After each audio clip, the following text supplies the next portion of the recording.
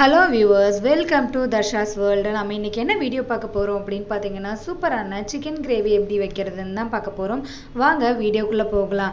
அதுக்கு முன்னாடி என்னோட சேனலை நீங்க இப்பதான் first time பார்க்கறீங்க அப்படினா என்னோட சேனலுக்கு மறக்காம subscribe பண்ணுங்க, லைக் பண்ணுங்க, ஷேர் பண்ணுங்க.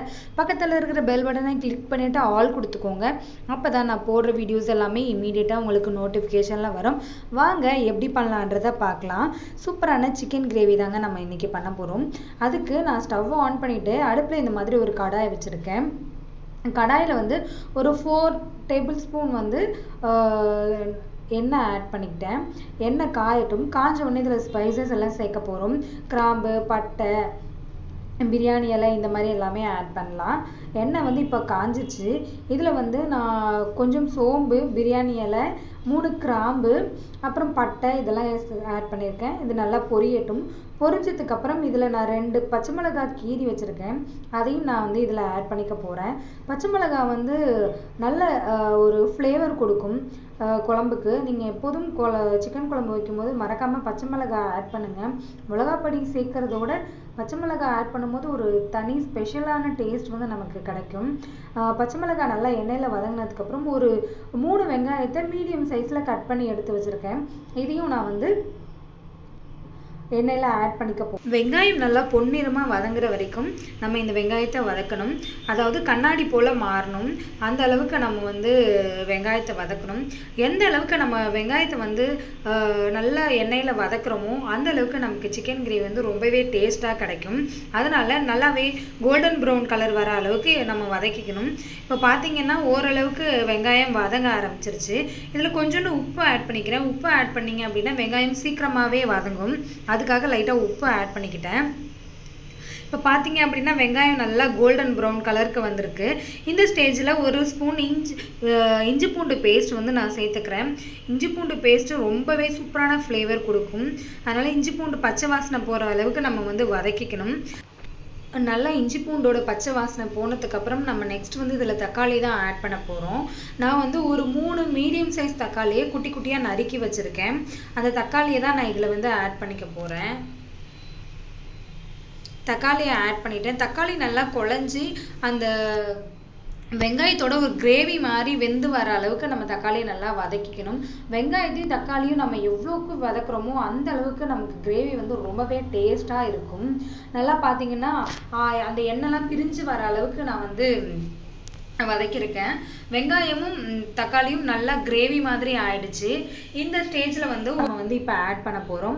1 ஸ்பூன் மிளகாய்த்தூள், அதாவது தனி மிளகாய்த்தூள் எடுத்து வச்சுருக்கேன். அப்புறம் ஒரு 1.5 ஸ்பூன் மல்லித்தூள் எடுத்து வச்சுருக்கேன். இது ரெண்டையும் ஆட் பண்ணிவிட்டு நல்லா அந்த எண்ணெயிலே நல்லா வதக்கிக்கோங்க. அந்த மல்லித்தூள் மிளகாத்தூளோட பச்சை வாசம் போகிற அளவுக்கு நம்ம வதக்கணும். ஆல்ரெடி மிளகாய் சேர்த்ததுனால உங்கள் தேவைக்கேற்ப நீங்கள் வந்து காரத்தை கூட்டவோ குறைக்கவோ செஞ்சுக்கலாம். அப்புறம் பார்த்தீங்கன்னா 2 ஸ்பூன் சிக்கன் மசாலா, அப்புறம் 1 ஸ்பூன் கரம் மசாலா எடுத்து வச்சுருக்கேன். இதையும் ஆட் பண்ணி நல்லா வதக்கிக்கோங்க. மசாலாவோட பச்சை வாசனை போகிற அளவுக்கு வதக்கிக்கணும். நல்லா மசாலா வந்து வெந்து அதோட எண்ணெய் வந்து பிரிஞ்சு வரணும். பார்க்கும்போதே ரொம்பவே கலர்ஃபுல்லாக இருக்குது, ரொம்ப எம்மியாக இருக்கும். பார்த்தீங்கன்னா இப்போ மசாலா எல்லாமே ரெடி ஆயிடுச்சு. பார்க்கும்போதே தெரியுது நல்ல மசாலா, வெங்காயம், தக்காளி எல்லாமே ஒன்றா வெந்து அந்த எண்ணெய்லாம் பிரிஞ்சு வர ஆரம்பிச்சிருக்கு. அந்த அளவுக்கு நம்ம வந்து வதக்கிக்கணும். நெக்ஸ்ட் வந்து நான் சிக்கன் தான் ஆட் பண்ண போகிறேன். 1/2 கிலோ சிக்கனை வந்து நான் பீஸாக கட் பண்ணி ஒரு 4-5 தடவை தண்ணியில் நல்லா க்ளீன் பண்ணி எடுத்து வச்சுருக்கேன். இந்த சிக்கனை வந்து நம்ம இதில் ஆட் பண்ணிக்க போகிறோம். சிக்கனில் வந்து நம்ம அதிகமாக தண்ணி சேர்க்க வேண்டாம். ஏன்னா சிக்கன்லேருந்தே தண்ணி வெளியே வரும்.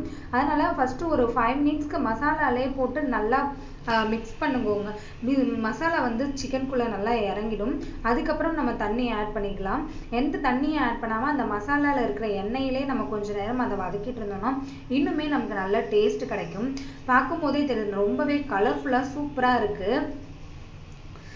சிக்கன் நல்லா எண்ணெயிலே வதங்கிடுச்சு. சூப்பராக இருக்குது. இந்த ஸ்டேஜ்லேயே ரொம்பவே எம்மியாக இருக்குது. சிக்கன் சிக்கன்லேருந்து தண்ணி நிறைய வெளியில் வரும். அதனால நம்ம தண்ணி வந்து கொஞ்சம் கம்மியாகவே வச்சுக்கணும். உங்களுக்கு கிரேவி மாதிரி வேணும், ரொம்ப திக்காகவே வேணும்னா லைட்டாக தண்ணி சேர்த்துக்கலாம். இல்லை எனக்கு குழம்பு மாதிரி தான் வேணும் அப்படின்னா கொஞ்சம் நிறையாவே வாட்டர் வந்து நீங்கள் ஆட் பண்ணிக்கலாம். சூப்பராக சிக்கன் வந்து எண்ணெயிலே வதங்கிடுச்சுங்க. பார்க்கும்போதே உங்களுக்கு தெரியும் எந்த அளவுக்கு அந்த சிக்கன் வந்து மசாலாவில் நல்லா கோட்டாக இருக்குன்றத பார்க்குறீங்க. இந்த ஸ்டேஜ்லேயே கூட நீங்கள் வெறும் லைட்டாக தேங்காய் பால் மட்டும் ஆட் பண்ணி நீங்கள் வேக வச்சுக்கலாம். அப்படி பார்த்தீங்கன்னா நான் ஒரு சாட்டை பண்ண ஒரு சிக்கன் மாதிரி கிடைக்கும். நான் இந்த ஸ்டேஜில் தண்ணி ஆட் பண்ணிக்கிறேன். 1 கப் தண்ணி ஆட் பண்ணுறேன். ரொம்பவே சூப்பராக இருக்குங்க. சிக்கன் வேக வேக சிக்கன்லேருந்து தண்ணி வெளில வரும். அதனால நமக்கு வந்து ஓரளவுக்கு திக்கான கிரேவி வந்து கிடைக்கும். ஓகே, நல்லா கொதிக்கட்டும்.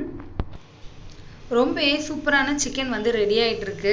நல்லா கொதிக்க ஆரம்பிச்சிச்சு. ஓரளவுக்கு 75% சிக்கன் வந்து வெந்துருச்சு. இந்த ஸ்டேஜில் வந்து நமக்கு தேவையான அளவு உப்பு போட்டுக்கலாம். ஆல்ரெடி வெங்காயத்தில் உப்பு போட்டு தான் வதக்கியிருக்கும். செக் பண்ணிவிட்டு நீங்கள் உப்பு வந்து உங்களுக்கு தேவைக்கேற்ப நீங்கள் போட்டுக்கலாம். அடுத்து வந்து நம்ம இதில் என்ன சேர்க்க போகிறோம் அப்படின்னு பார்த்தீங்கன்னா தேங்காய் பால் தான் ஆட் பண்ண போகிறேன். தேங்காவை அரைச்சி அதோட ஃபஸ்ட்டு பாலை நான் எடுத்து வச்சுருக்கேன். அந்த தேங்காய் பாலை வந்து நான் இதில் ஆட் பண்ணிக்கிறேன். தேங்காய் பால் ஆட் பண்ணும்போது ஒரு க்ரீமியாக நல்லா திக்காக இருக்கும். ரொம்பவே டேஸ்ட்டாகவும் இருக்கும். நல்லா வதக்கிட்டு தேங்காய் பாலோடு சேர்த்து நல்லா கொதிக்க வச்சுருங்க.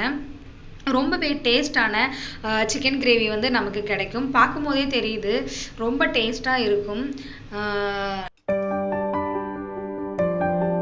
சூப்பரான நம்ம சிக்கன் கிரேவி ரெடி ஆயிடுச்சு.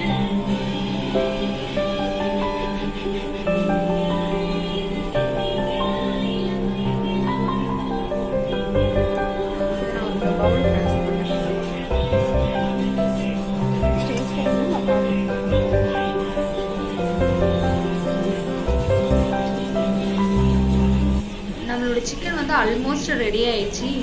இந்த ஸ்டேஜில் வந்து கொஞ்சம் புதினா, மல்லி இலை, கருவேப்பிலை எல்லாத்தையும் நறுக்கி வச்சுருக்கேன். அதை வந்து நான் ஆட் பண்ணிக்கிறேன். சூப்பரான சிக்கன் கிரேவி வந்து நமக்கு ரெடி ஆயிடுச்சு. பார்த்தீங்களா, ஒரு பவுலுக்கு மாற்றினதுக்கப்புறம் செம்மவே சூப்பராக இருக்குது. நீங்களும் உங்கள் வீட்டில் ட்ரை பண்ணி பாருங்கள். ட்ரை பண்ணிவிட்டு மறக்காமல் எப்படி இருந்துச்சு அப்படின்னு எனக்கு கமெண்ட் பண்ணுங்கள். இந்த வீடியோ உங்களுக்கு பிடிச்சிருந்துச்சு அப்படின்னா தர்ஷாஸ் வேர்ல்டுக்கு லைக் பண்ணுங்கள், ஷேர் பண்ணுங்கள், மறக்காமல் சப்ஸ்கிரைப் பண்ணுங்கள். இன்னொரு வீடியோவில்